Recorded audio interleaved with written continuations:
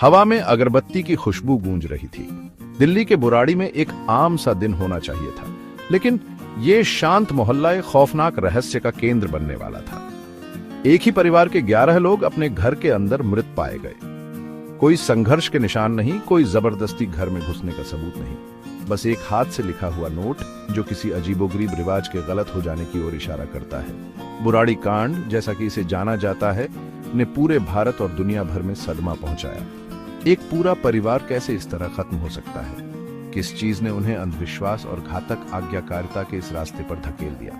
ये भाटिया परिवार की कहानी है, एक त्रासदी, भ्रम और अज्ञात की स्थायी शक्ति की कहानी। बुराड़ी कांड सिर्फ एक खौफनाक अपराध की कहानी नहीं है, ये कहानी हमें इंसानी दिमाग की जटिलताओं की एक झलक देती है। ये हमें विश्वास और कट्टरता के बीच, परंपरा और अंधविश्वास के बीच की बारीक रेखा का सामना करने के लिए मजबूर करती है। ये त्रासदी को सनसनीखेज बनाने वाली कहानी नहीं है, ये एक परिवार के अंधेरे में उतरने की कहानी है, जो इंसानी दिमाग की शक्ति और नाजुकता की एक कठोर याद दिलाती है। भाटिया परिवार बाहर से देखने पर एक साधारण परिवार था। वे प्लाईवुड का एक सफल बिजनेस चलाते थे, उनके बच्चे स्कूल जाते थे, उनका जीवन दिनचर्या और जिम्मेदारियों से भरा था। परिवार के मुखिया भोपाल सिंह समुदाय में एक सम्मानित व्यक्ति थे। उनकी बात कानून थी, उनके फैसलों पर कोई सवाल नहीं उठाता था। उनका सबसे बड़ा बेटा ललित परिवार के बिजनेस में पूरी तरह से शामिल था। लोगों के मुताबिक वह बहुत धार्मिक भी था। घर की महिलाएं भोपाल सिंह की पत्नी से लेकर उनकी बहुओं तक पारिवारिक जीवन की जटिलताओं को संभालती थीं। वे खाना बनाती थीं, साफ सफाई करती थीं और अपने बच्चों की देखभाल करती थीं।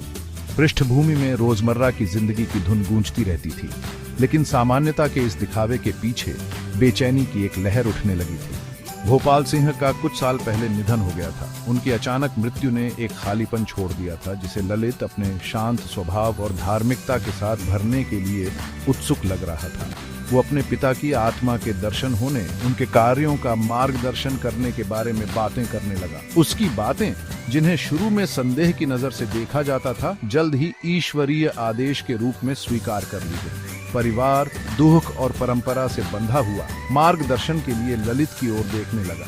वे इस बात से अनजान थे कि वे एक खतरनाक रास्ते पर कदम रख रहे हैं, एक ऐसा रास्ता जो उन्हें तर्क से दूर और भ्रम की चपेट में ले जाएगा। साल 2007 भाटिया परिवार के लिए एक महत्वपूर्ण मोड़ साबित हुआ। इसी साल ललित ने अपने मृत पिता से पहला संदेश मिलने का दावा किया था। निर्देश विशिष्ट थे, जिसमें आत्माओं को खुश करने और परिवार में समृद्धि लाने के लिए कई तरह के अनुष्ठान और प्रथाएं बताई गई थी।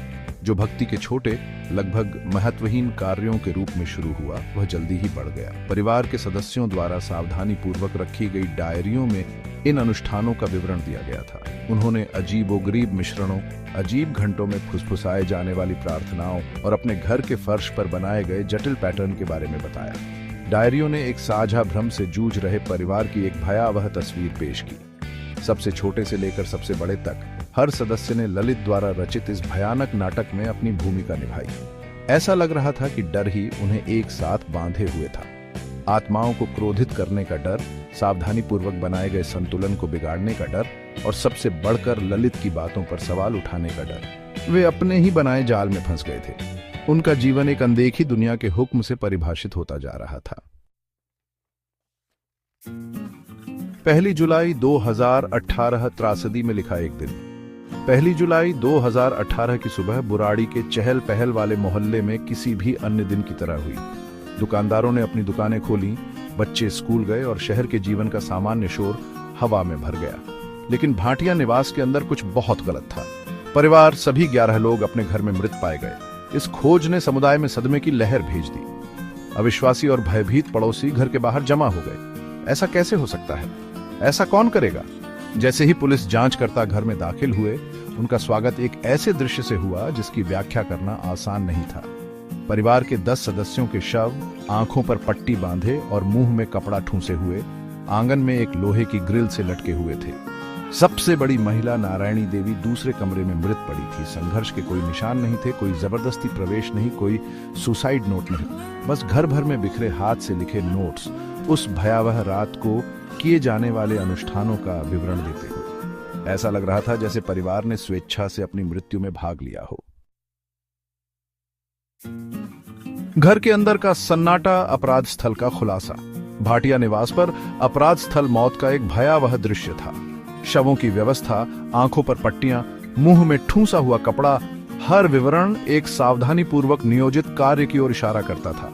घर से बरामद किए गए हस्तलिखित नोट जांच के केंद्र बन गए। उन्होंने मोक्ष प्राप्त करने आत्माओं द्वारा निर्धारित पथ का अनुसरण करने की बात कही। ललित की लिखावट के रूप में पहचाने जाने वाले लेखन में तात्कालिकता की भावना थी। एक दृढ़ विश्वास था कि ये अनुष्ठान परिवार की भलाई के लिए आवश्यक थे। अपराध स्थल के जांचकर्ताओं ने अथक परिश्रम किया, हर विवरण का सावधानी पूर्वक दस्तावेजीकरण किया।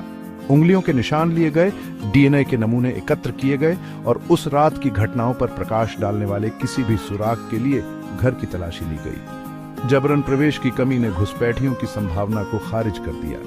शवों की स्थिति और हस्तलिखित नोटों में स्पष्ट सावधानी पूर्वक योजना ने एक भयावह विकल्प का सुझाव दिया। सामूहिक आत्महत्या का मामला जिसे किसी और ने नहीं बल्कि ललित ने अंजाम दिया। वह व्यक्ति जो आत्माओं की दुनिया का माध्यम होने का दावा करता